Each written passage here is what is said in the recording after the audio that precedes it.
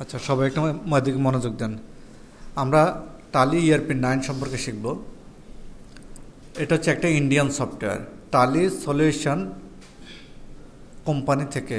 টালি solution limited যে company, Indian company, ওই কোম্পানি টালি সফটওয়্যারটা তৈরি করেছে। 1988 সাল থেকে টালি সফটওয়্যারটা বাজারে প্রবেশ করেছে। এখন 2025 সাল। এত বছরে এই সফটওয়্যারটা অনেক গসামাজা হয়ে আপডেট হতে হতে অনেক আপডেট ভার্সনে চলে আসছে।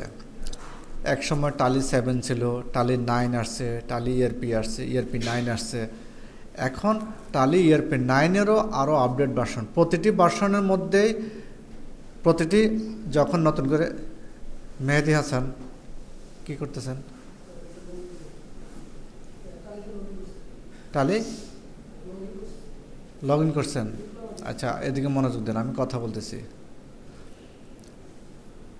তাহলে প্রত্যেকটা ভার্সন যখন আসে, এই ভার্সনটা আসার পরে তারা সিরিয়াল একটার পরে একটা ছাড়ে, ঠিক আছে, আপডেট হয়।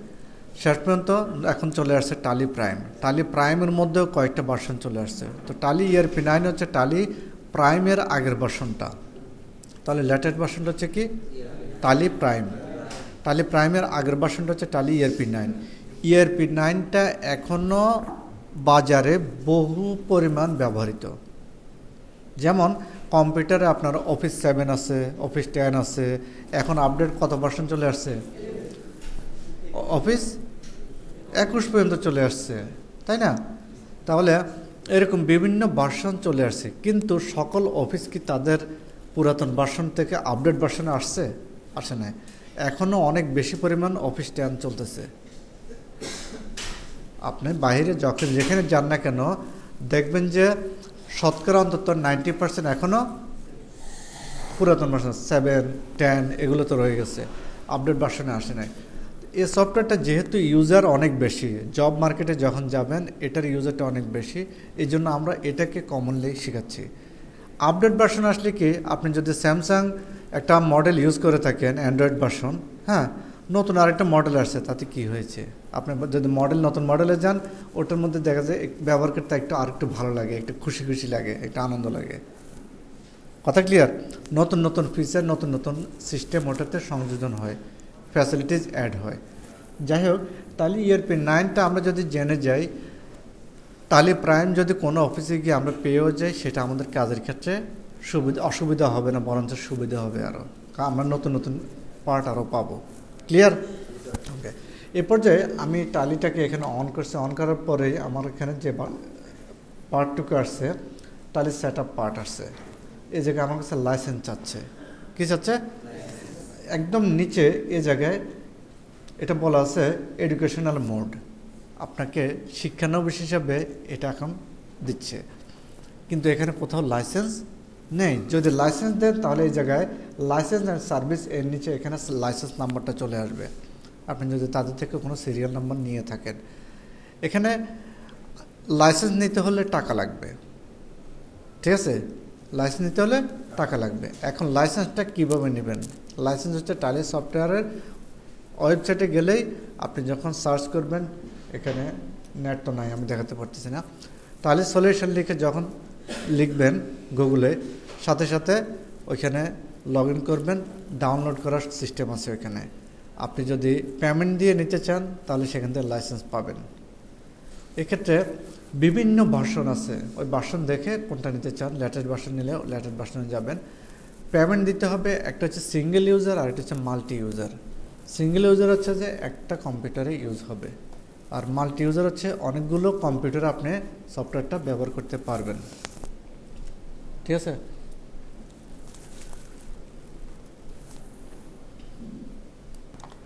এখন এই সফটওয়্যার নিয়ে যেটা বললাম, আপনি এই সিঙ্গেল ইউজার, মাল্টি ইউজার আপনি ক্রয় করতে পারবেন। মাল্টি ইউজার মানে হচ্ছে অনেকগুলো ইউজার ইউজ করতে পারবে, ঠিক আছে? এখন এটাকে অন করার পরে এই জায়গায় আসছে অ্যাক্টিভ ইউর লাইসেন্স। আপনি লাইসেন্সটা কীভাবে অ্যাক্টিভ করবেন এই জায়গায় বলা আছে reactive your existing licence. Licence যদি থাকে, লাইসেন্স এখানে দিলে লাইসেন্স অ্যাক্টিভ হবে। আমি যখন এটাতে ক্লিক করব, সাথে সাথে এখানে চাইতেছে unit administrator rights to perform this action. ঠিক আছে, এই জায়গায় দেখা যায় আপনাকে এটা দিয়ে করতে পারবেন। আচ্ছা, আমি স্কিপ চাপ দিয়েছি, সরি, আবার একটু অন করি।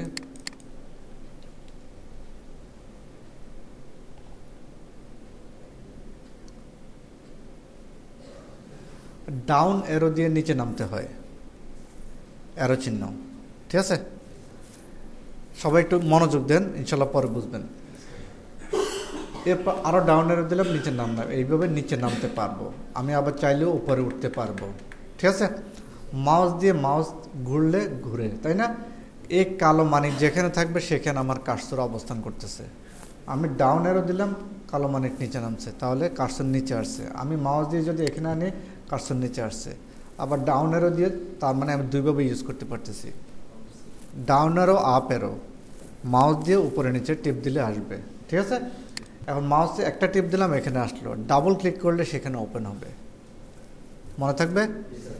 আরেক কীভাবে ওপেন হয়, আমি আপ অ্যারো ডাউন অ্যারো দিলাম, এন্টার বাটন চাপ দিলে ভিতরে যায়। কিসে চাপ দিলে ভিতরে যাবে? Enter button. সো আমরা এই জায়গায় পয়েন্টগুলো শিখে নিলাম।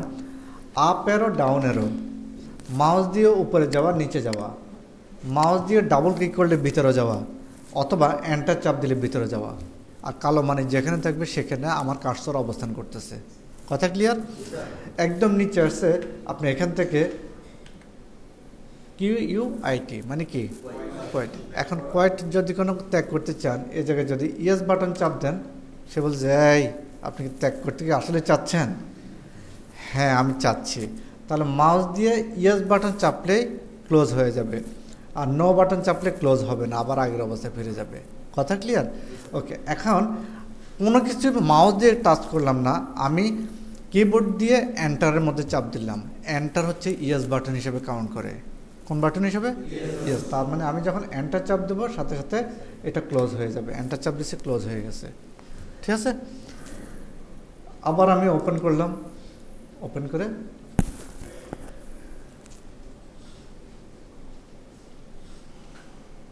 এই জায়গায় active your licence, reactive your existing licence. আপনার যদি আগে থেকে লাইসেন্স থাকে, এটাকে রিঅ্যাক্টিভ করতে পারবেন। গেট এ রেন্টাল লাইসেন্স, যে আমি কোনো একটা বিশেষ প্রয়োজনে সফটওয়্যার কোম্পানি থেকে নির্দিষ্ট একটি সময়ের জন্য ভাড়া ভিত্তিক আমি তাদের কাছ থেকে লাইসেন্স নিতে চাচ্ছি। টাইম শেষ, পরে লাইসেন্সও শেষ। এরপর হচ্ছে configure existing license, log in as remote user, Tally net user. অর্থাৎ আপনি যদি টালিটা অন্য কোনো জায়গা থেকেও লগ ইন করতে চান, সেক্ষেত্রে .net সার্ভিসটাকে আপনার নিতে হবে, নিলে আপনি করতে পারবেন। আর মাঝখানে এই জায়গা হচ্ছে ওয়ার্ক ইন এডুকেশনাল মোড। আপনারা যারা শিখতে চান টালি সফটওয়্যার, তাহলে এডুকেশন মোডে আপনি শিখতে পারবেন। আমি আপনাদেরকে এডুকেশন মোডে কাজটা শেখাবো। ঠিক আছে, এরপর যে আমি এখানে এটাতে ক্লিক করব, ক্লিক করার সাথে সাথে অটো এখানে একটা কোম্পানি ওপেন হয়ে গেছে। এই কোম্পানিটা ওপেন হয়ে যাওয়ার কারণ হচ্ছে আগে থেকে এখানে একটা কোম্পানি ছিল, আগে থেকে একটা কোম্পানি ছিল। এখন আমি এই কোম্পানিতে কাজ করব নাকি করব না। যদি নতুন কোম্পানিতে গিয়ে কাজ করি তাহলে করতে পারি, নতুন কোম্পানি তৈরি করতে হবে। তো এই জায়গায় যেহেতু একটা কোম্পানি অটো ওপেন হয়ে গেছে, নাম হচ্ছে সুন্না মার্ট বিডি লিমিটেড। এই কোম্পানিটাকে দিয়ে উদাহরণ দিয়ে আমরা একটু দেখে পরবর্তীতে আমরা নতুন করে তৈরি করা শিখব। একটা কোম্পানি তৈরি হলো, তৈরি হওয়ার পরে কোম্পানিতে দেখাচ্ছে নো বাউচার এন্টার্ড, কোনো বাউচার কী করা হয় নাই, প্রবেশ করা হয় নাই। তাহলে আমরা এই কোম্পানিতে কাজ করব না নতুন কোম্পানিতে কাজ করব? নতুন কোম্পানিতে আছে। কাজ করলে কি কি কাজ পাবো সেটা একটু দেখাই দিই। এক, কোম্পানিতে আগে থেকে লেজার তৈরি করা থাকে না, কোম্পানিতে আগে থেকে লেজার তৈরি করা থাকে না। আচ্ছা, এখন এখানে তো আগে থেকে একটা কোম্পানি আছে, কোম্পানি ওপেন হয়েছে। কোম্পানি ওপেন হওয়ার পরে আমরা যা পাবো, কোম্পানিতে আগে থেকে লেজার তৈরি করা থাকে না। আমার কোন কোন লেজার লাগবে সফটওয়্যার কোম্পানি আগে থেকে জানে না, বাট কিছু গ্রুপ সব কোম্পানিতে মেনটেন করা হয়। যেমন ফিক্সড অ্যাসেট সব কোম্পানিতে থাকে, তাই না? তারপর হচ্ছে কারেন্ট অ্যাসেট সব কোম্পানিতে প্রয়োজন হয়। তারপর হচ্ছে এই capital, accounts receivable, accounts payable. এখন এগুলো হচ্ছে গ্রুপ নেম। এগুলো হচ্ছে কী নেম? Group name. কিন্তু লেজার নেম কি? লেজার হচ্ছে যেমন রিসিভেবল, অ্যাকাউন্টস রিসিভেবল, এটা হচ্ছে একটা গ্রুপ নেম। লেজার হচ্ছে যাদের কাছে আমি বাকিতে বিক্রি করছি তারা হচ্ছে আমার লেজার। তাহলে লেজার সফটওয়্যার কোম্পানিকে আগে থেকে জানে আমি কারা আমার কাস্টমার। এই লেজারগুলো আমার তৈরি করতে হবে। আমি কি কি স্থায়ী সম্পদ কিনবো তারা কি আগে থেকে জানে? তাহলে এই লেজারগুলো আমাকে আগে তৈরি করতে হবে। কিন্তু সম্পদগুলো ফিক্সড অ্যাসেট তারা হয়তো বলে দিতে পারে। এই জন্য কিছু গ্রুপ দেওয়া থাকবে, লেজারগুলো আমাকে তৈরি করতে হবে। ওই লেজারগুলো তৈরি করার পার্ট হচ্ছে এই জায়গায় মাস্টার্স, যে জায়গায় এই জায়গায় আমি লেজার তৈরি করব। চাইলে গ্রুপও তৈরি করতে পারবো, যদি কখনো আমার নতুন গ্রুপের প্রয়োজন হয় তাহলে আমি গ্রুপও তৈরি করতে পারবো। ঠিক আছে? লেজার পার্ট তৈরি করার পরে হচ্ছে ট্রানজ্যাকশন পার্ট। ট্রানজ্যাকশন মানে হচ্ছে লেনদেন, যেখানে আমি ডাটা রেকর্ড করব, ডেবিট ক্রেডিটের মাধ্যমে ডাটাগুলো রেকর্ড করব, সেটা হচ্ছে ট্রানজ্যাকশন পার্ট। এরপর হচ্ছে ইউটিলিটি একটা পার্ট, আর লাস্ট হচ্ছে রিপোর্টিং পার্ট। তাহলে মেন হচ্ছে এখানে মাস্টার্স, যেখানে লেজার তৈরি করা হবে, এখানে ট্রানজ্যাকশান পোস্টিং দেওয়া হবে, আর এখানে আমি রিপোর্ট পেয়ে যাব। রিপোর্টে কী কী রিপোর্ট পাবো? ব্যালেন্স শিট পাবো, প্রফিট অ্যান্ড লস অ্যাকাউন্ট পাবো, স্টক যদি মেনটেন করি স্টকের সামারি পাবো। স্টকটা কি? স্টক হচ্ছে যদি কয় পিস মাল কিনলাম, কয় পিস মালামাল বিক্রি করলাম, আর কয় পিস মালামাল অবশিষ্ট রয়ে গেল। প্রতিটা আইটেম ধরে ধরে যদি আমি স্টক মেনটেন করি, ইনভেন্টরি মেনটেন করি, তাহলে যেমন সুপার শপ আপনি যখন যাবেন বিভিন্ন আইটেমের স্টক মেনটেন করা হয়, তাহলে এই আইটেমগুলোর স্টক মেনটেন করলে স্টকের রিপোর্ট পাবেন। এবং এছাড়া নিচে রেশিও অ্যানালাইসিস করা যাবে, অন্যান্য অ্যানালাইসিস করা যাবে, এবং ডিসপ্লে মানে দেখা, আরও অনেক রিপোর্ট দেখা যাবে এখান থেকে। কথা ক্লিয়ার? তাহলে আমি যদি ইনপুট দিই তবে আমি আউটপুট পাবো। ইনপুট মানে হচ্ছে রেকর্ড করা, ইনপুট মানে হচ্ছে কি রেকর্ড করা। তাহলে রেকর্ড করার শর্ত হচ্ছে কি, আগে আমাকে লেজার তৈরি করতে হবে, ট্রানজ্যাকশন আইডেন্টিফাই করতে হবে। আমরা যে আপনাদেরকে থিওরিতে পড়াইছি যে অ্যাকাউন্টিং সাইকেলের প্রথম যে পয়েন্টগুলো, যে একটা লেনদেন আপনাদেরকে পড়ানো হয়েছে, যে আর্থিক অবস্থা পরিবর্তন যদি ঘটে তবে সেটা লেনদেন। তাহলে একটা লেনদেনকে আইডেন্টিফাই করতে হবে, আইডেন্টিফাই করে শ্রেণী বিন্যাস করতে হয়, ক্লাসিফিকেশন। এটা কোন লেজার? বেতন দিলে আপনি স্টেশনারি লিখবেন না, বেতন দিলে সেটা আপনি স্যালারি এক্সপেন্স লিখবেন। বিনিময় ক্যাশে দিলে ক্যাশ, ব্যাংকে দিলে ব্যাংক, বাকি থাকলে ডিউ হিসেবে লিখে রাখবেন, তাই না? তাহলে এই যে ক্রাইটেরিয়াগুলো, এগুলো আইডেন্টিফাই করার জন্য হচ্ছে আপনাকে লেজার আগে তৈরি করতে হবে, ট্রানজ্যাকশন করতে হবে। ওকে।